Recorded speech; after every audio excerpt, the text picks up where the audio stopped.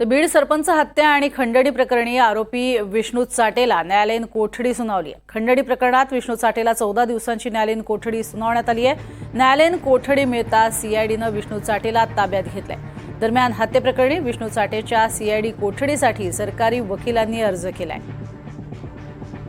त्यामुळे ही सीआयडी कोठडीच मिळावी अशी मागणी वकिलांची आहे।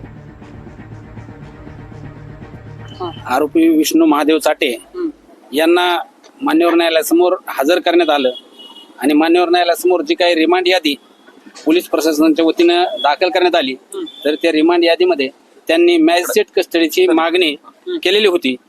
त्यांनी केलेली मागणी, मान्यवर न्यायालयासमोर आलेले कागदपत्र हे सर्व पाहून मान्यवर न्यायालयाने आज आरोपी विष्णू महादेव चाटे यांना मॅजिस्ट्रेट कस्टडीमध्ये पाठवण्याचा आदेश केला आहे। किती दिवसाची ही जी मॅजिस्ट्रेट कस्टडी आहे ही 14 दिवसाची असते।